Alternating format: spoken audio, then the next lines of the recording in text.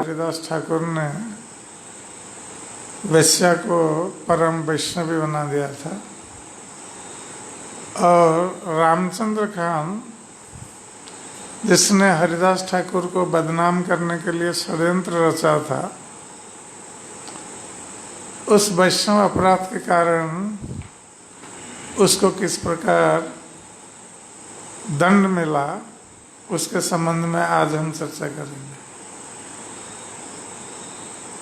तो जब गौड़ देश के भक्त लोग नीला चला रहे थे तो नित्यानंद प्रभु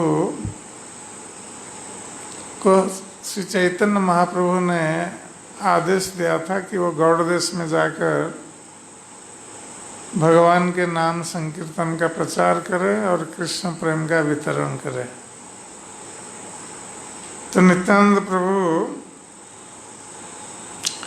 प्रेम कृष्ण नाम संकीर्तन के माध्यम से प्रेम दान के साथ साथ जो पाषंडी थे, अर्थात जो नास्तिक थे, भगवान को नहीं मानते थे और वैष्णवों के प्रति द्वेष भाव रखते थे, तो उनका दलन करते थे, अर्थात उनका दमन करते थे।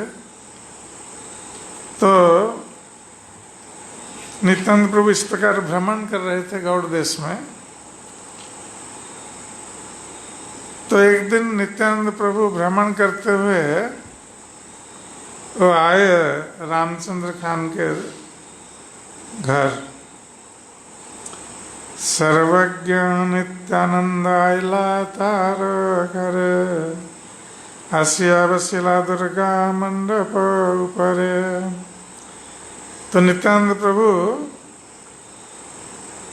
परम पुरुषोत्तम भगवान होने के कारण उनको पता था कि किस प्रकार रामचंद्र खान ने ये षड्यंत्र रचा था हरिदास ठाकुर को बदनाम करने के लिए।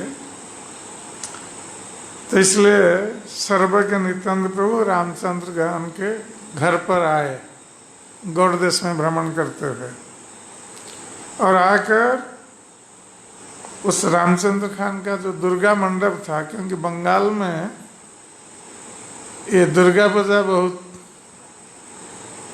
धूमधाम से मनाई जाती है, क्योंकि अधिकांश सब दुर्गा के भक्त होते हैं बंगाल में।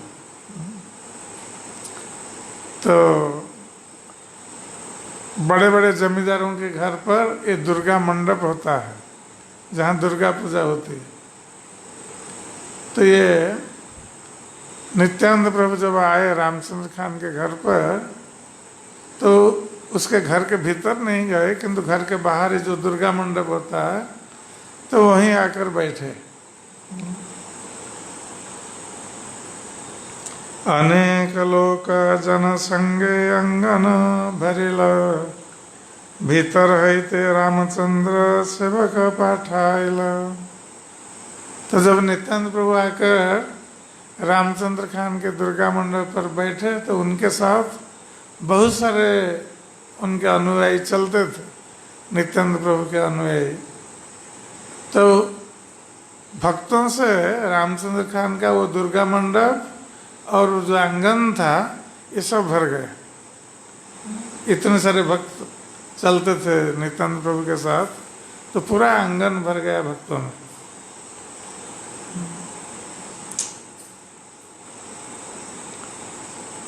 सेवक तो उस समय रामचंद्र खान भीतर था, घर के भीतर। उसको पता चला कि नित्यानंद प्रभु आए हैं और वैष्णवगण आए हैं और दुर्गा मंडप में बैठे हैं और पूरा आंगन भर गया है वैष्णवों से।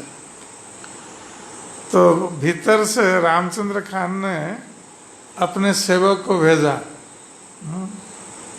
बाहर ये बताने के लिए।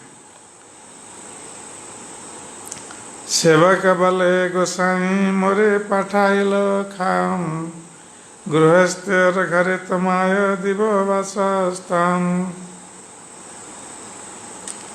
तो रामचंद्र खान ने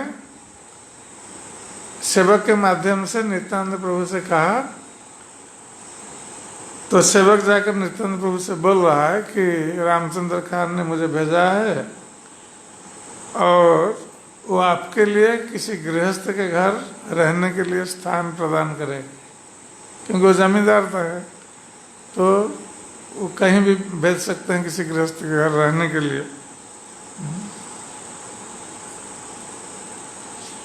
इसका अर्थ है कि रामचंद्र खान नित्यानंद प्रभु को भी वहाँ नहीं चाहता था रहने के लिए, इसलिए समाचार भेजा कि वो किसी दूसरे गृहस्थ के घर उनके निवास के लिए वासस्थान प्रदान करेंगे।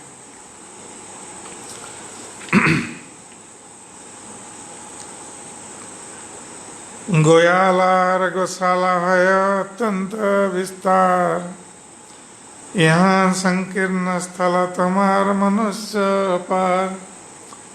तो रामचंद्र खान ने सेवक के माध्यम से ये कहला भेजा कि रामचंद्र खान आपको किसी गृहस्थ के घर पर निवास प्रदान करने के लिए भेजना चाहते हैं और आपके लिए निवास योग्य स्थान है कि ग्वालों के गौशाला। ये सेवक बोल रहा है नित्यानंद प्रभु कि जो ग्वाले हैं तो उनका जो गौशाला है वही विस्तीर्ण स्थान है रहने के लिए,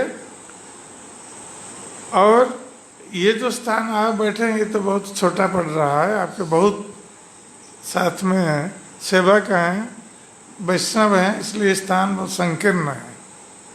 तो आप गौशाला में रहेंगे तो वहाँ आपको विस्तार पूर्वक रहने के लिए मिलेगा, विस्तार स्थान।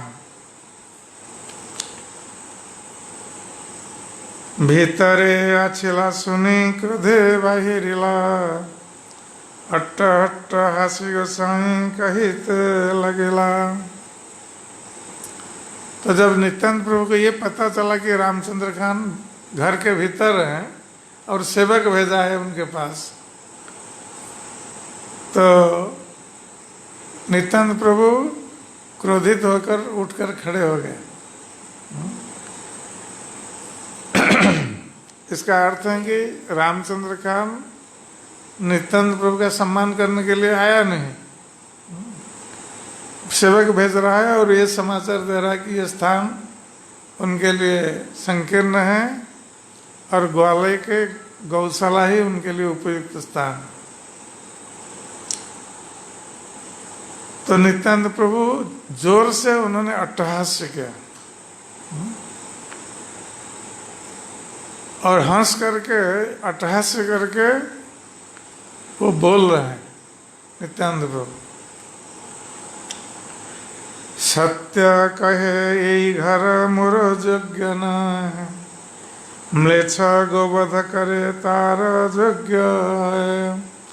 तो नित्यानंद प्रभु ने कहा कि ठीक है, ये तुम्हारा जो घर है ये मेरे रहने के लिए योग्य स्थान नहीं है, किंतु तुम्हारा ये घर जो म्लेच्छ है, जो गोवध करता है, उसके लिए रहने के लिए ये योग्य स्थान है।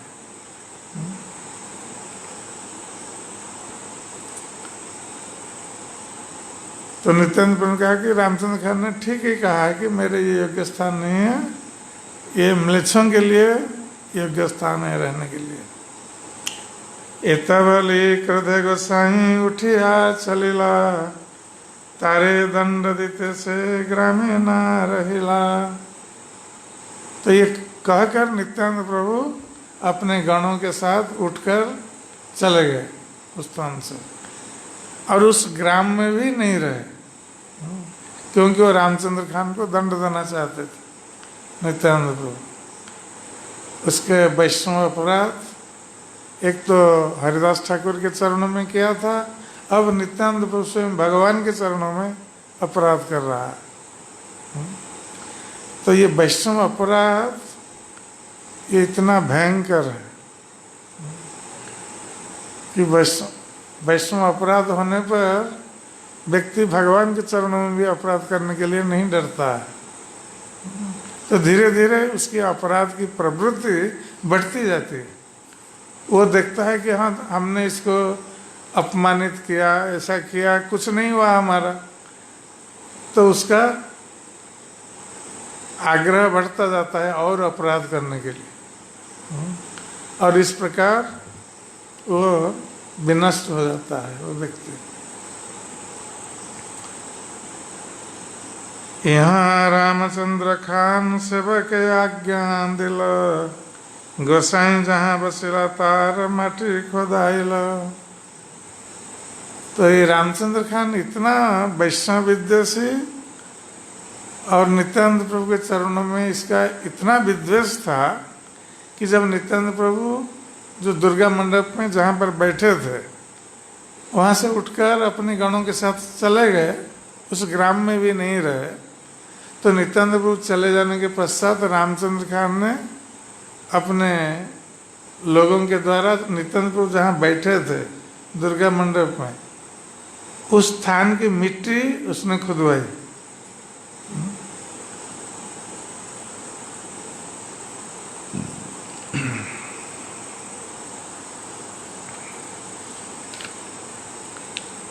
गोमय जले लेपिला सब मंदिर प्रांगण, तबु रामचंद्र मन नाहिल परसन।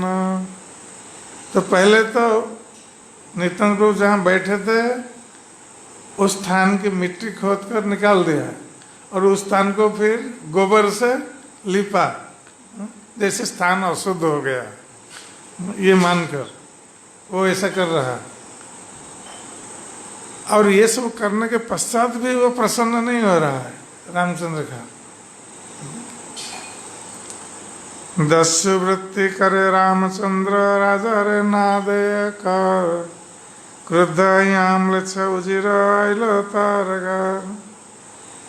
तो जैसे ही रामचंद्र खान ने इस प्रकार किया, नित्यानंद प्रभु के चरणों में अपराध किया, तो ये रामचंद्र खान जमींदार था और लोगों से टैक्स कलेक्शन करता था, कर वसूल करता था, किंतु राजा को नहीं देता था वो कर, और स्वयं सब खा जाता था, अपने पास रख लेता था।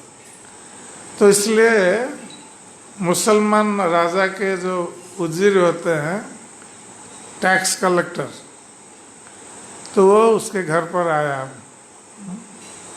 यवन कर वसूलने वाला रामचंद्र खान के घर पर आया।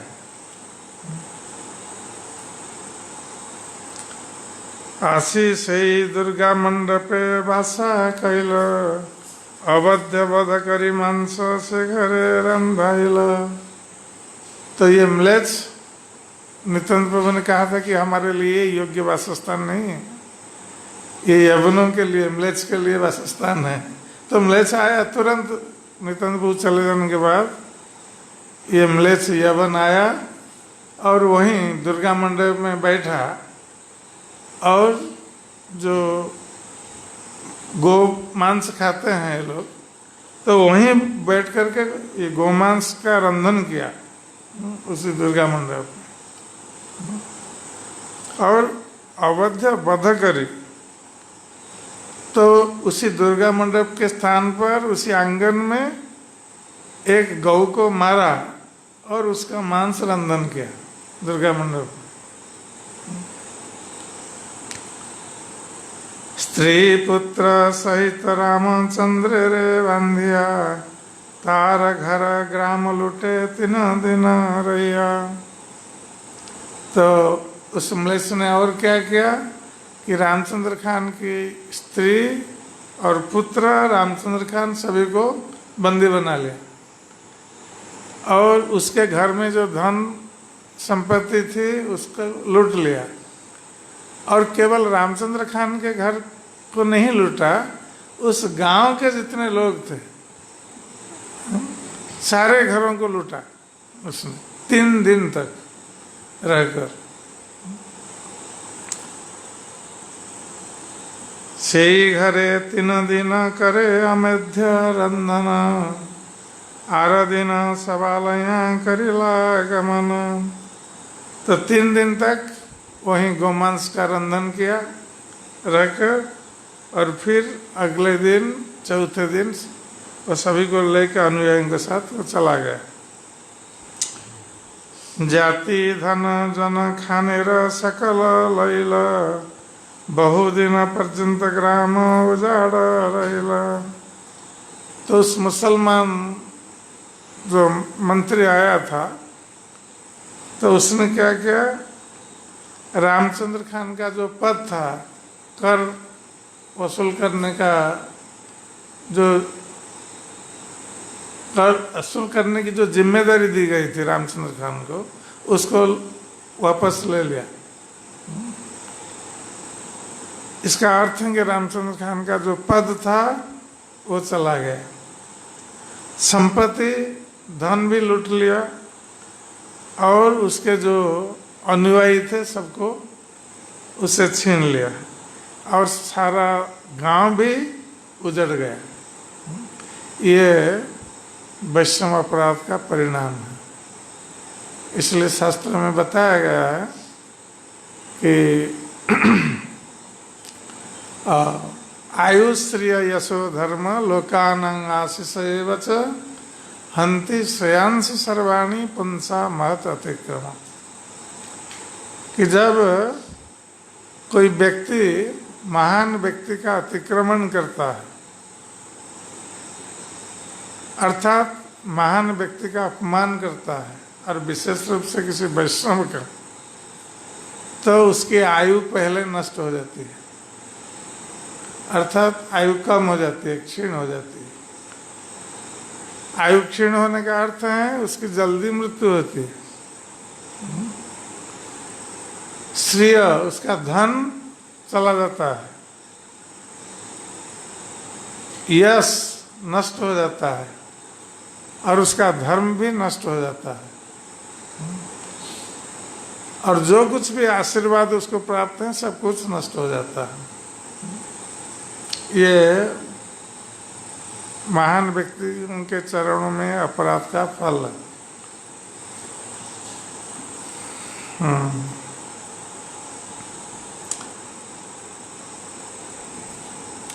जाति धन खानेर सकल लैल, बहुदिन पर्यंत ग्राम उजाड़ रहिला। तो इस प्रकार बहुत दिनों तक उस ग्राम उजड़ गया। महान तेरा अपमान जे देश ग्राम है, एक जनार दोषे सब देश उजाड़यो। तो इस प्रकार किसी महान भक्त का जब अपमान किया जाता है, तो एक के दोष से सारा गांव या नगर पीड़ित होता है, कष्ट भोग करता है। किसी एक गांव का व्यक्ति दोष किया तो पूरा गांव भी उसका दंड प्राप्त करता है। हरिदास ठाकुर चली आइला चांदपुरे, आसिया रहिला बलराम आचार्य घरे। अब ये रामचंद्र खान के वैष्णव अपराध, अर्थात हरिदास ठाकुर के चरणों में अपराध, और नित्यानंद प्रभु जो स्वयं बलराम, उनके चरणों में अपराध का ये दंड मिला रामचंद्र खान को। उसके पश्चात हरिदास ठाकुर ये चांदपुर आ गए, चांदपुर नामक गांव में, और वहां आकर वो बलराम आचार्य के घर पर ठहरे। तो श्रील प्रभुपाद जी बताते हैं तात्पर्य में कि चांदपुर गांव हुगली जिले के सप्तग्राम में गंगा तथा यमुना नदियों के संगम के निकट स्थित है। चांदपुर गोवर्धन तथा हिरण्य इन दो भाइयों के घर से ठीक पूर्व में पड़ता है। तो ये सप्तग्राम जो है, ये किसका घर था? रघुनाथ दास गोस्वामी के। उनके पिता और जेठा थे हिरण्य और गोवर्धन दास। तो इस चांदपुर वो सप्तग्राम के पहले पड़ता है, हुगली जिले में। ये रघुनाथ दास गोस्वामी के क्रमशः पिता तथा चाचा थे। इसी गांव में इन दोनों व्यक्तियों के पुरोहित बलराम आचार्य तथा यदुनंदन आचार्य रहते थे।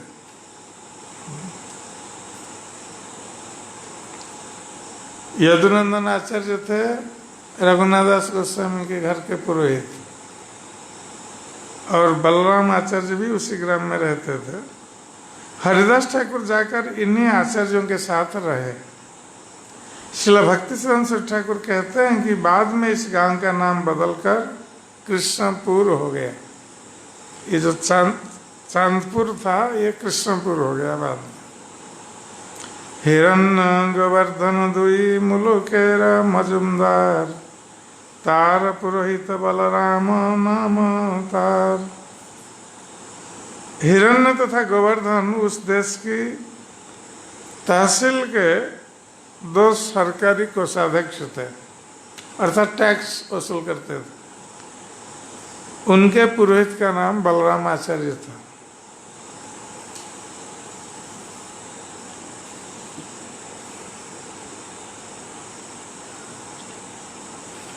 तो बंगाल में ये मजुमदार टाइटल होता है। तो मजुमदार का अर्थ है कोषाध्यक्ष, ट्रेजरर। हरिदास कृपा पात्र ताते भक्ति माने, जत्न करी ठाकुर रे रखिला से ग्रामे। तो बलराम आचार्य पर हरिदास ठाकुर की कृपा के कारण वो हरिदास ठाकुर से अत्यधिक लगाव रखता था। इसलिए उसने हरिदास ठाकुर को गांव में अत्यंत यत्नपूर्वक रखा। तो बलराम आचार्य का हरिदास ठाकुर के प्रति लगाव था, स्नेह था। इसलिए जब हरिदास ठाकुर वहाँ गए उस ग्राम में, तो बलराम आचार्य ने उनको स्नेहपूर्वक यत्न सहित रखा। निर्जन पर्णशालाय करे न कीर्तन, बलराम आचार्य गृहे भिक्षा निर्वाण। तो उस गांव में बलराम हरिदास ठाकुर को एक कुटिया दी गई थी। उनके लिए एक कुटिया बनाया गया था और हरिदास ठाकुर उस कुटिया में रहते थे और भजन करते थे। वो ये कुटिया निर्जन में थी, गांव से दूर निर्जन में थी। और हरिदास ठाकुर भोजन करने के लिए, भिक्षा करने के लिए वो बलराम आचार्य के घर पर जाते थे, वहीं प्रसाद लेते थे। रघुनाथ दास बालक करे न अध्ययन, हरिदास ठाकुर रजाई करे न दर्शन। तो ये रघुनाथ दास गोस्वामी ये बचपन में, वो जब हरिदास ठाकुर उसी गांव में रह रहे थे बलराम आचार्य के घर, तो रघुनाथ दास गोस्वामी जाते थे उनका दर्शन करने के लिए प्रतिदिन।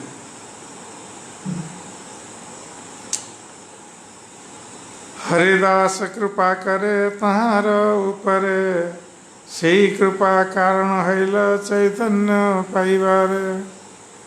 तो कृष्णदास कविराज गोस्वामी कहते हैं कि ये चैतन्य महाप्रभु को जो रघुनाथ दास गोस्वामी प्राप्त हुए बाद में, इसका मूल कारण था कि हरिदास ठाकुर की कृपा इन्हें प्राप्त थी बचपन से।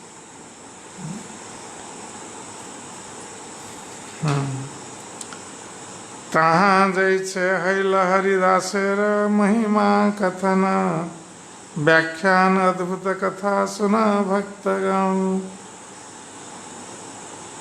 तो हिरण्यदास और गोवर्धन दास जो रघुनाथ दास गोस्वामी के पिता और जेठा थे, तो उनके घर पर कथा होती थी, भगवान की कथा चर्चा चलती थी। तो जिसमें हरिदास ठाकुर की महिमा का गुणगान होता था।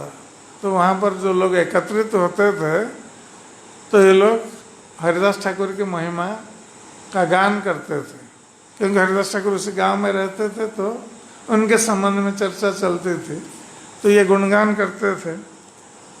तो उस अब कृष्णदास कविराज गोस्वामी कहते हैं कि आप उस अद्भुत कथा को सुनिए। वहाँ क्या हुआ? एक दिन बलराम मिनती करिया, मजुमदारे रसोई आयला ठाकुरे लैया। तो एक दिन बलराम आचार्य अत्यंत दीनतापूर्वक उन्होंने हरिदास ठाकुर से प्रार्थना की कि ये हिरण्य और गोवर्धन दास के घर पर जो सभा होती थी, जहाँ चर्चा चलती थी, वहाँ पर जाने के लिए, क्योंकि बलराम आचार्य उनके घर पर, बलराम आचार्य घर पर हरिदास ठाकुर रहते थे। अतः बलराम आचार्य हरिदास ठाकुर को साथ लेकर वहाँ आए। कहाँ? गोवर्धन और हिरण्यदास के घर पर, जहाँ चर्चा होती थी। ठाकुर देखे ये दुई भाई कैला अभ्युत्थान, पाए पड़ी आसन दिला करिया सम्मान।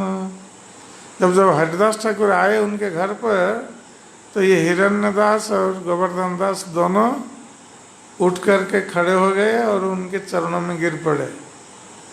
उन्हें प्रणाम किया और उनको बैठने के लिए आसन प्रदान किया। अनेक पंडित सभाय ब्राह्मण सज्जन, दुई भाई महापंडित हिरण्य गोवर्धन। तो ये हिरण्यदास और गोवर्धन दास ये भक्त ही थे और पंडित विद्वानों को बुलाकर सब भगवान के बारे में चर्चा करवाते थे अपने घर पर। तो ये दोनों भी पंडित थे और दूसरे ब्राह्मण सज्जनों को भी बुलाते थे सभा में।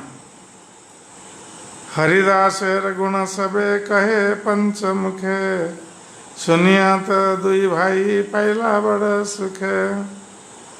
तो वहाँ सारे लोग हरिदास ठाकुर के गुण गान करने लगे। तो ये दोनों भाई ने जब सुना हरिदास ठाकुर के गुणगान, तो भी बहुत आनंदित हुए। तो लोग जैसे हरिदास ठाकुर का जो गुणगान कर रहे थे, ऐसा लग रहा था कि जैसे एक मुख में नहीं 5 मुखों में ये हरिदास ठाकुर का गुणगान कर रहे हैं। 3 लक्ष नाम ठाकुर करे न कीर्तन, नामेर महिमा उठाइल पंडित गण। तो हरिदास ठाकुर का गुणगान करते समय ये भी बताया गया उनके संबंध में कि हरिदास ठाकुर 3 लाख रोज नाम कीर्तन करते हैं, भगवान का नाम जप करते हैं। तो उसी प्रसंग में नाम की महिमा पर चर्चा चली उस सभा में। तो जो पंडित विद्वान गण थे, तो नाम की महिमा पर चर्चा कर रहे थे।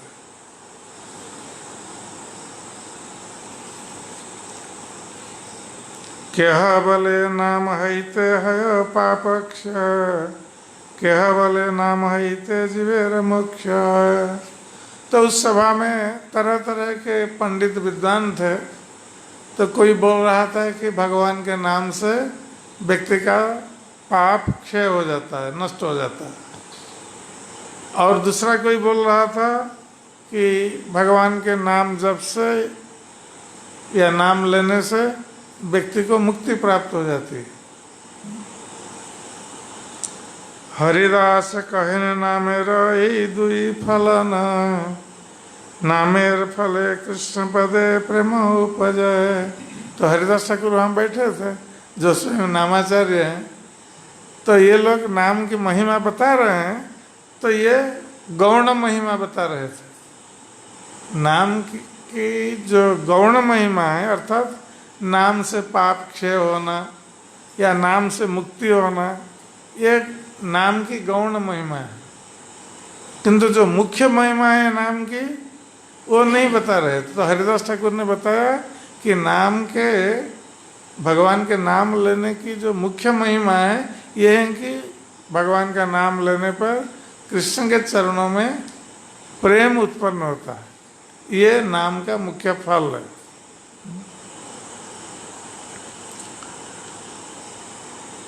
एवं व्रतस्य प्रियनाम कीर्त्या जातानुरागो धृतचित्त उच्चे हसत्यथोरोदिति रौति गायते उन्मादवत नृत्यति लोकवाह्य। जब कोई व्यक्ति वास्तव में उन्नत होता है और अपने प्रिय भगवान के नाम कीर्तन में आनंद लेता है तो वह उत्तेजित हो उठता है और उच्च स्वर से नाम कीर्तन करता है। तो जब भक्त भगवान के नाम लेते समय आनंद का अनुभव करेगा तो आनंद का अनुभव करने पर वो जोर जोर से भगवान का नाम लेने लगता है। हरे कृष्णा कृष्ण कृष्ण हरे हरे, हरे राम राम राम हरे हरे। और जो भगवान का नाम लेने में जिनको आनंद नहीं आता है वो धीरे धीरे बोलते हैं जैसे कोई सुन नहीं पाएगा। किंतु जो आनंद लेता है वो जोर जोर से बोलने लगता है क्योंकि उसको आनंद आता है भगवान का नाम लेना।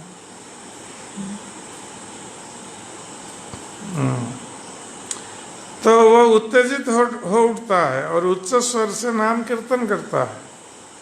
वो कभी हंसता है, कभी रोता है, चंचल होता है और उन्मत्त की तरह बाहरी लोगों की परवाह किए बिना कीर्तन करता है। आनुषंगिका फलनामेर मुक्ति पापनाश ताहार दृष्टांत जैसे सूर्य प्रकाश। तो हरिदास ठाकुर ने कहा कि नाम का मुख्य फल है भगवान कृष्ण के चरणों में प्रेम, किंतु नाम का जो आनुषंगिक फल या गौण फल है वो पाप क्षय और मुक्ति। तो इसके संबंध में एक दृष्टांत दिया जाता है, उदाहरण दिया जाता है जैसे सूर्य का प्रकाश है।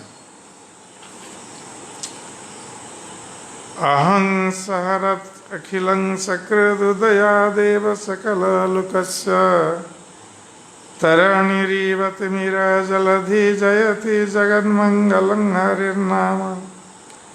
जिस तरह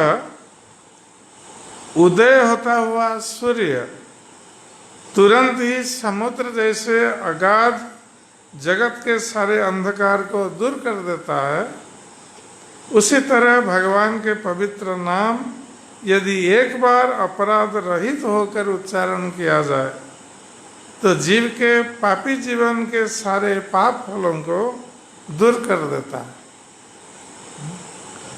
उस भगवान के पवित्र नाम की जय हो जो सारे जगत के लिए मंगलकारी है।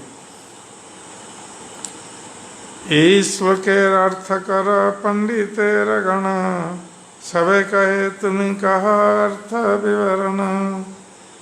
तो हरिदास ठाकुर ने कहा कि ये श्लोक पढ़ दिया तो पंडित लोग सब बैठे थे, तो हरिदास ठाकुर ने पंडितों से कहा कि आप लोग इस श्लोक का अर्थ करिए। तो पंडित गण कह रहे हैं कि नहीं नहीं आप इसका अर्थ करिए।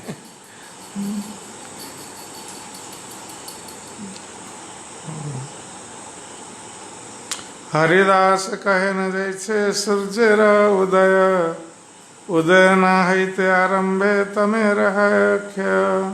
तो हरिदास ठाकुर ने कहा कि जैसे सूर्य का उदय होना, जो प्रातः काल पूर्व दिशा में जब सूर्य उदय होते हैं, सूर्य उदय होने से पहले क्या होता है,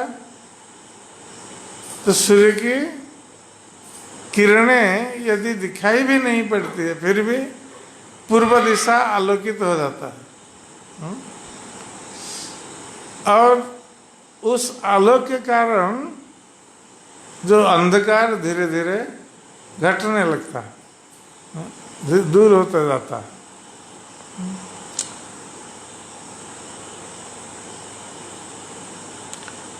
चार प्रेत राक्षसादिर भय नाश उदय है रे धर्म कर्म आदि प्रकाश। तो सूर्य उदय होने से पहले अंधकार दूर हो जाता है और जो चोर और प्रेत राक्षस आदि हैं उनका भय भी नष्ट हो जाता है। क्योंकि चोर जो चोरी करते हैं वो प्रातःकाल चोरी नहीं करते हैं, वो मध्य रात्रि में।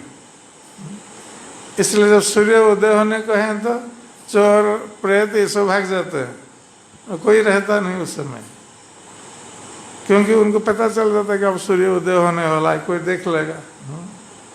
तो उसी प्रकार हरिदास ठाकुर कहते हैं कि सूर्य उदय होने से पहले जैसे चोर प्रेत राक्षस आदि का भय नष्ट हो जाता है, और जब सूर्य उदय होते हैं फिर धर्म कर्म आदि आरंभ होता है सूर्य उदय होने पर, कि लोग स्नान करने जाते हैं, सूर्य को अर्घ्य प्रदान करते हैं, अपने कर्म में प्रवृत्त होते हैं, ये सब काम चालू हो जाता है।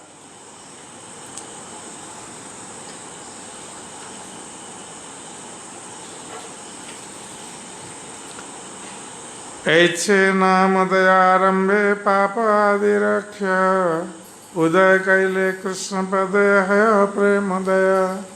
तो उसी प्रकार जो भगवान कृष्ण के नाम कीर्तन के उदय से,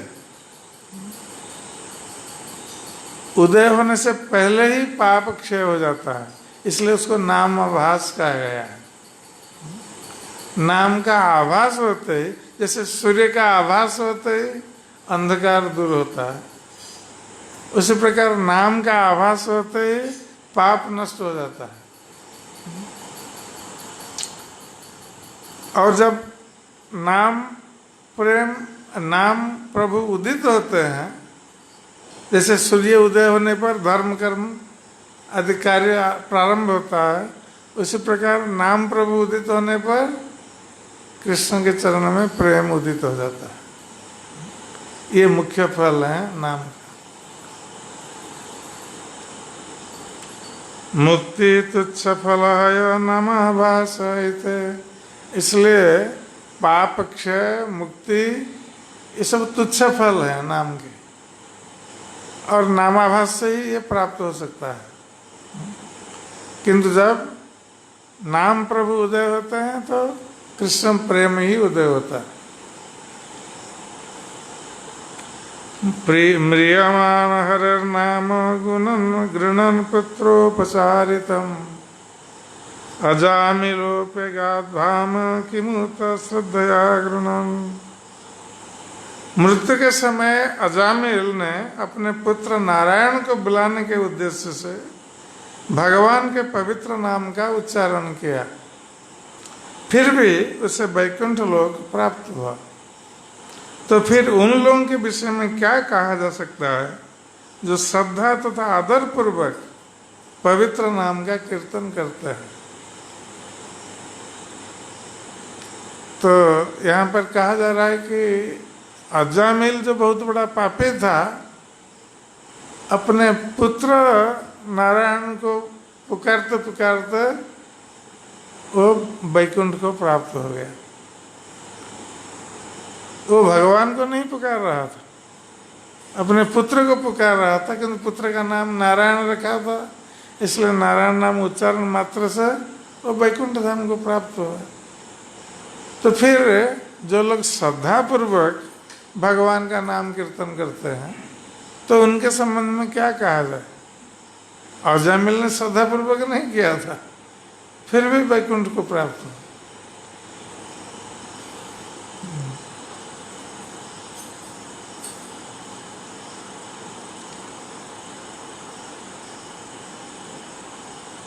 जे मुक्ति भक्त नालय से कृष्ण चाहे दिते। तो जो मुक्ति शुद्ध भक्त नहीं चाहते हैं, वो भगवान कृष्ण बिना कठिनाई के वो मुक्ति को दे देते हैं, किंतु भक्त लोग वो मुक्ति नहीं चाहते। सालोक्य साष्टि सामीप्य सारूप्य सामीपैकत्वमं अप्युत दीयमानं न गृह्णन्ति बिना मत्सेवनं जना। तो भगवान स्वयं कहते हैं कि यदि मैं सालोक्य साष्टि सामीप्य सारूप्य या एकत्व, इन मुक्तियों को अपने भक्तों को प्रदान भी करूं तो ये मेरी सेवा की तुलना में इन्हें स्वीकार नहीं करते। तो ये 5 प्रकार की मुक्तियां हैं। क्या है? सारूप्य, सालोक्य, शास्त्री, सामीप्य और साजुज्य। तो ये 5 प्रकार की मुक्तियों से भक्त 4 प्रकार की मुक्तियों को ग्रहण कर सकते हैं और एक मुक्ति को ग्रहण नहीं करते हैं। वो क्या है? साजुज्य मुक्ति। क्योंकि उसमें भगवान की सेवा नहीं है साजुज्य मुक्ति में। क्योंकि जो साजुज्य मुक्ति चाहते हैं वो ब्रह्म में लीन होना चाहते हैं, सेवा करना नहीं चाहते हैं। जैसे मायावादी लोग, वो ब्रह्म में लीन होना चाहते हैं क्योंकि भगवान के रूप को मानते नहीं। फिर जब भगवान का रूप नहीं है फिर सेवा किसकी करें? इसलिए वो सेवा नहीं करना चाहते। किंतु भक्त लोग ये 4 प्रकार की मुक्ति को ग्रहण कर सकते हैं। किंतु भगवान कहते हैं कि मेरे भक्तजन ऐसे हैं कि मैं ये 4 प्रकार की मुक्ति देने पर भी वो ग्रहण नहीं करते हैं यदि उसमें मेरी सेवा नहीं है।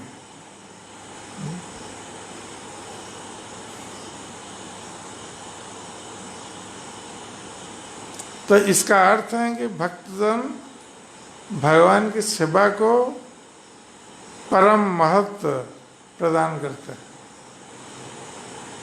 उन्हें मुक्ति नहीं चाहिए, उनको सेवा चाहिए।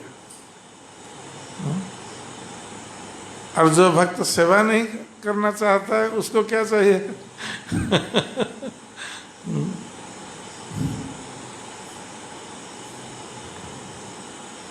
तो भक्त का अर्थ है भगवान की सेवा। तो इसलिए भगवान कहते हैं कि मेरा भक्त मेरी सेवा के बिना मैं उनको मुक्ति भी देना चाहूं फिर भी वो ग्रहण नहीं करते। इसका अर्थ है कि भक्तों को, मेरे भक्तों को मुक्ति नहीं चाहिए, मेरी सेवा चाहिए। ये भक्त का लक्षण है। गोपाल चक्रवर्ती नाम एक जन, मजुंदर घर से अरिंदा प्रधान। तो उस सभा में गोपाल चक्रवर्ती एक ब्राह्मण जो मुख्य कर संग्राहक थे, तो उस सभा में वो बैठे थे। गौड़े रही पातशाह आगे अरिंदागिरी करे, 12 लाख मुद्रा से ही पातशाह ठाई भरे। तो ये गोपाल चक्रवर्ती बंगाल में रहता था। कर संग्रह के रूप में वो 12 लाख मुद्राएं वो खजाने में भरता था, सम्राट के खजाने में। परम सुंदर पंडित नूतन जौवन, नामाभास मुक्ति सुनी नाहैल सन। तो ये गोपाल चक्रवर्ती ये तो युवक था और परम सुंदर था और पंडित भी था। तो जब उसने सुना कि हरिदास ठाकुर कहते हैं कि नामाभास में मुक्ति संभव है, ये नाम का मुख्य फल नहीं है, तो वो सहन नहीं कर सका।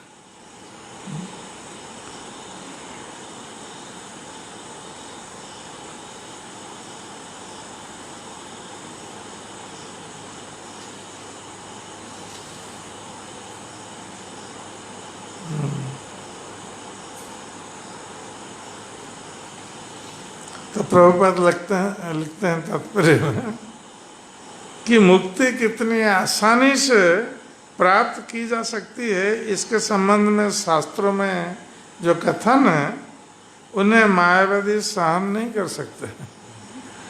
इसका अर्थ है कि ये गोपाल चक्रवर्ती मायावादी था।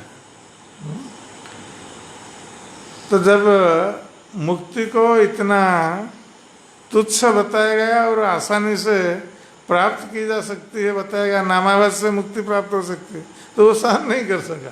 क्योंकि मायावादी लोग इसी मुक्ति के लिए वर्षों तक कठोर तपस्या करते रहते हैं और बहुत कष्ट के साथ इस मुक्ति को प्राप्त करते हैं। सभी प्राप्त नहीं कर सकते, कोई एक आध व्यक्ति प्राप्त कर सकता है।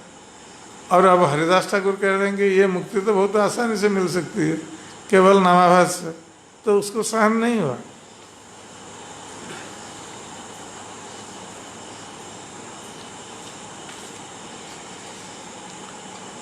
क्रुद्ध या बले से सरस वचन, भावुके सिद्धांत सुना पंडित रगना।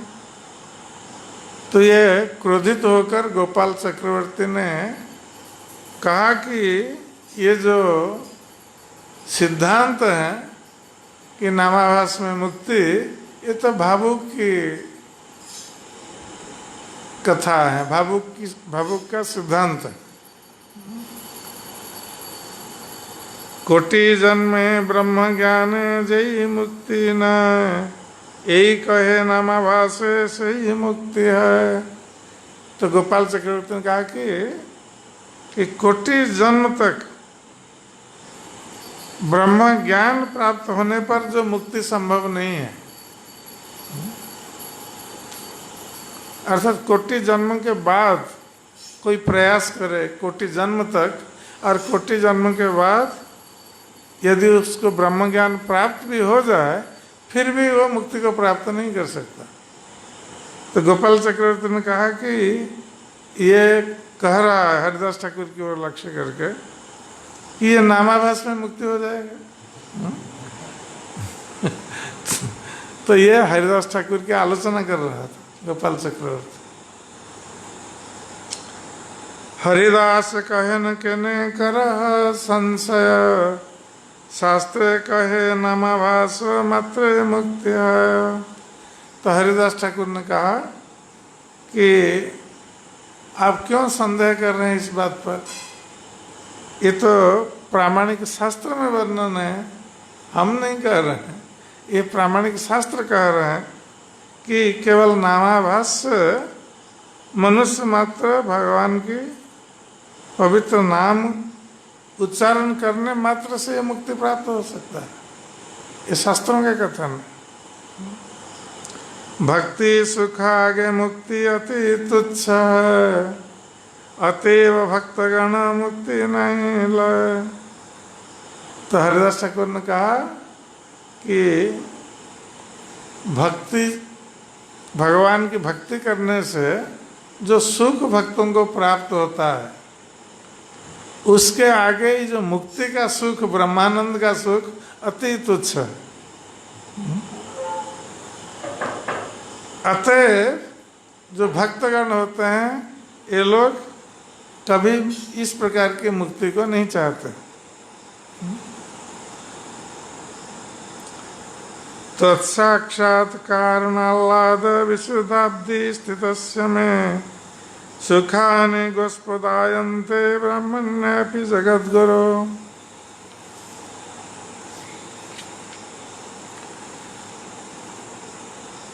ये हरिभक्ति शुद्धोदय का श्लोक है कि हे प्रिय प्रभु, हे ब्रह्मांड के स्वामी, चूंकि मैंने आपका प्रत्यक्ष दर्शन किया है, इसलिए मेरे दिव्य आनंद ने महासागर का रूप धारण कर लिया है। ये भक्त भगवान से कह रहा।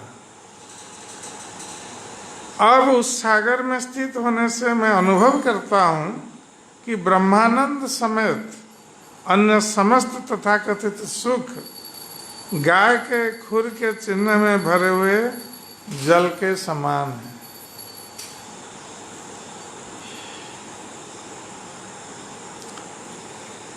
तो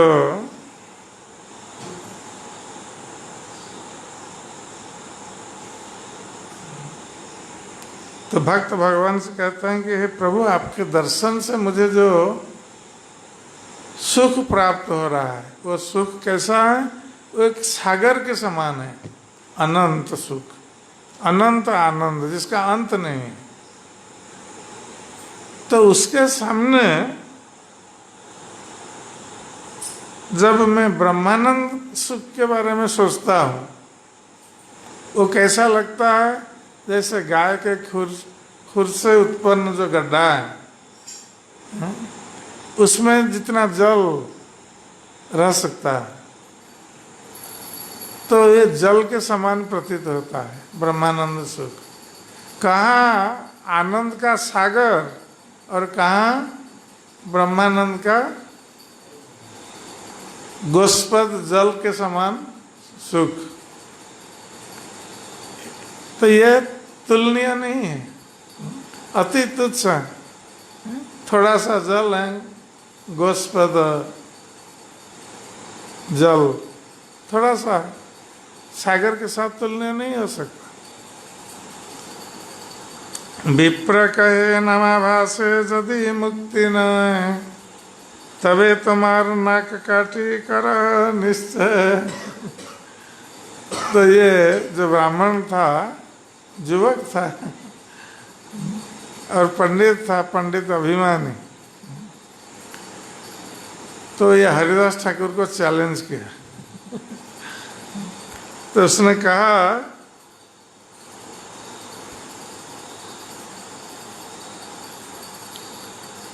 कि यदि आप कह रहे हैं कि नामाभास से मुक्ति प्राप्त हो सकती है, तो मैं आपसे कहता हूं कि यदि नामाभास में मुक्ति प्राप्त नहीं होगी तो मैं आपका नाक काट दूंगा।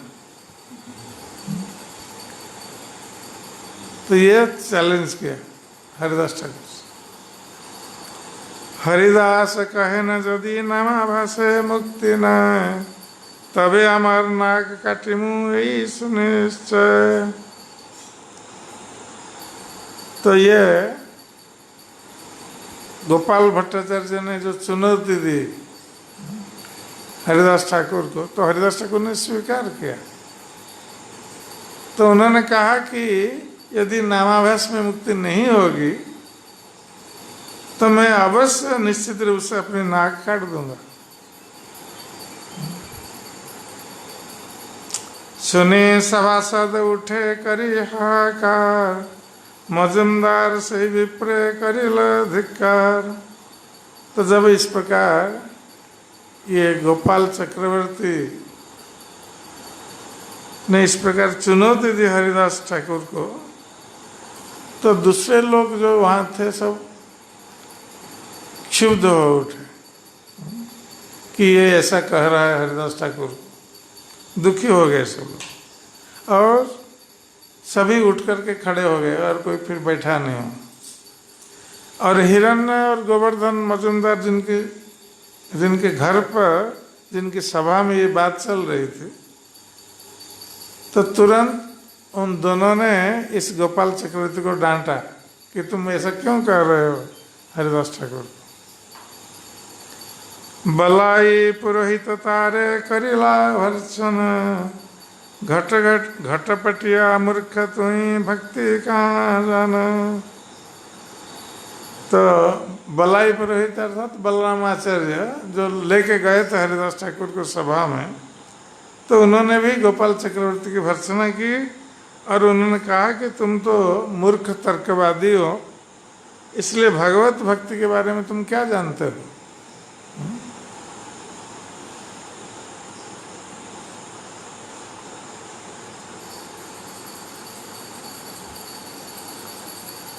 तो ये जो घटपटिया मूर्ख कहते हैं तो ये प्रभुपाद जी लिखते हैं कि मायावादियों द्वारा स्थापित ये दर्शन है, घटपटिया दर्शन है। घटपटिया माने घड़ा और मिट्टी। तो इस दर्शन के अनुसार सब एक हैं, घड़ा भी मिट्टी है और मिट्टी भी मिट्टी है, सब एक है। ऐसे दार्शनिक मिट्टी से बने घड़े और मिट्टी में कोई अंतर नहीं देखता।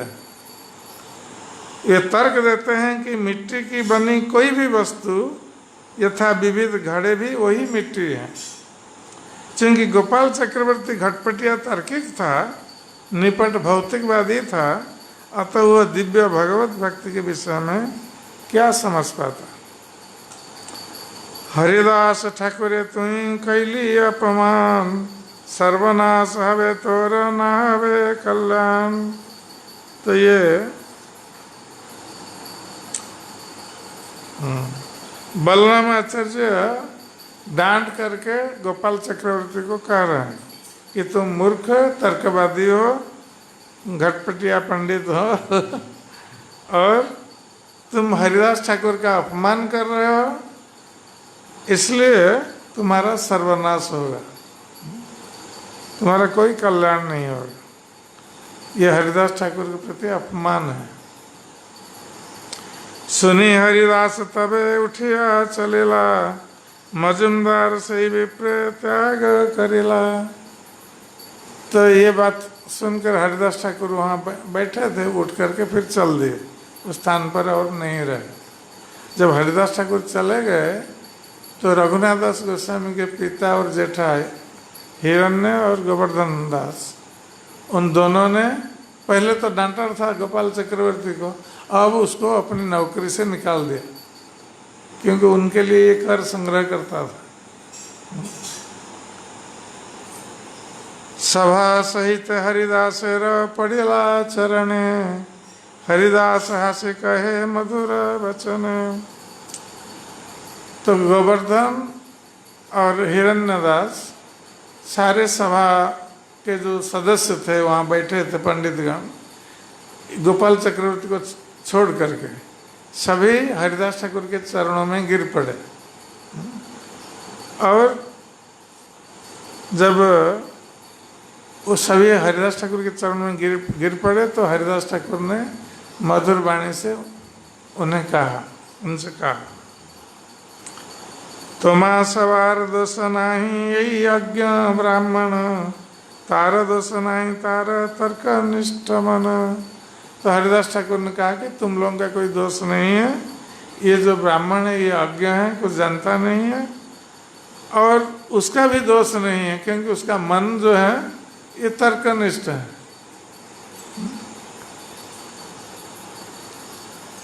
तर्केर गोचर नहे नामेर महत्व, कथा होते जानिवे से ही सब तत्व। तो हरिदास ठाकुर ने कहा कि जो नाम की महिमा है ये तर्क के द्वारा कोई जान नहीं सकता, इसलिए ये तार्किक हैं ये ब्राह्मण, ये कैसे नाम की महिमा को जान सकेगा। जा घर कृष्ण करुणा कुशल सवार, हमार संबंध दुख ना हो कार। तो हरिदास ठाकुर ने सबको आश्वस्त किया, क्योंकि सभी लोग सोच रहे थे कि हमने हरिदास ठाकुर को यहाँ बुलाया था, उनका अपमान हुआ, इसलिए हम सब अपराधी हो गए, इस गोपाल चक्रवर्ती के कारण हम सब अपराधी हो गए, इसलिए हरिदास ठाकुर के चरणों में सब गिर पड़े थे, क्योंकि वो वैष्णव अपराध करना नहीं चाहते थे।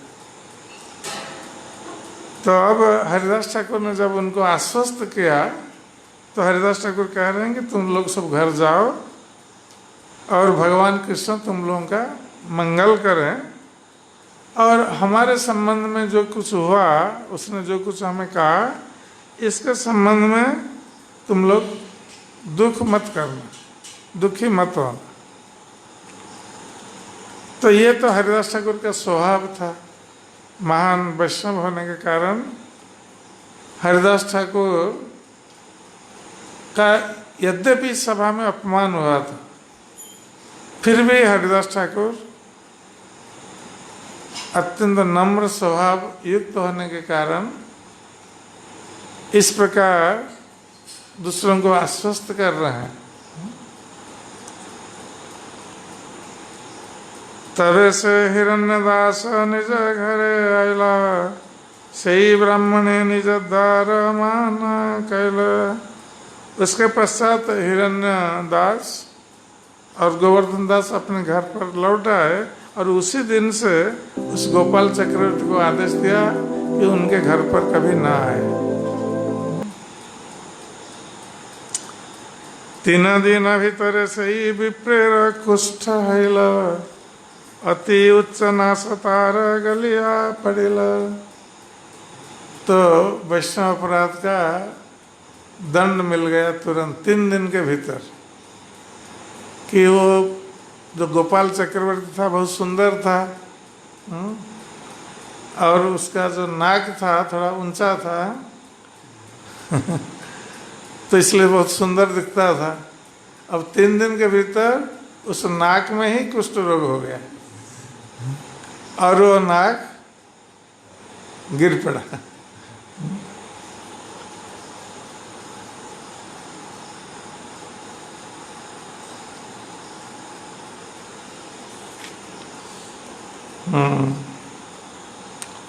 चंपक कलि समाहस्त पदांगुले, कंकड़ हैल सब कुष्ठ गे लगली। और उस ब्राह्मण के हाथ पांव की उंगलियां सुनहरे रंग के समान, चंपक कलियों के समान थे। अंगुलियां चंपक कलियों के समान सुंदर थी, किंतु कुष्ठ रोग के कारण, कोढ़ के कारण वो मुरझा गई और धीरे धीरे गल गई। ये वैष्णव अपराध का परिणाम। देखिया सकल लोक हैल चमत्कार, हरिदास प्रशंसिता रे करे नमस्कार। गोपाल चक्रवर्ती की दशा देखकर सारे लोग आश्चर्यचकित हो गए।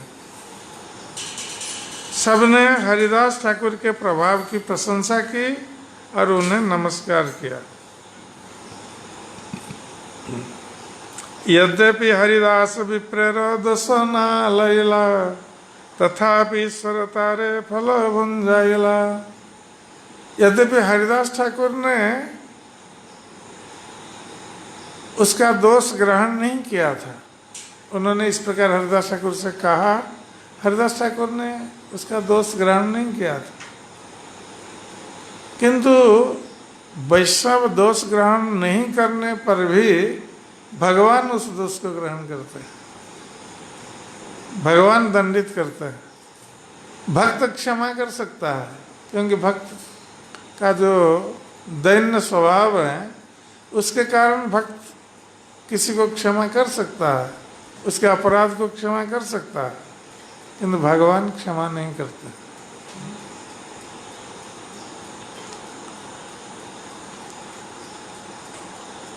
भक्त स्वभावज्ञ दोष क्षमा करे, कृष्ण स्वभाव भक्त निंदा सहिते ना परे। तो भक्त का स्वभाव है कि वो अज्ञ है, दोषी है, उसको क्षमा कर देता है, किंतु कृष्ण का स्वभाव है कि वो भक्त निंदा को सहन नहीं कर पाता है।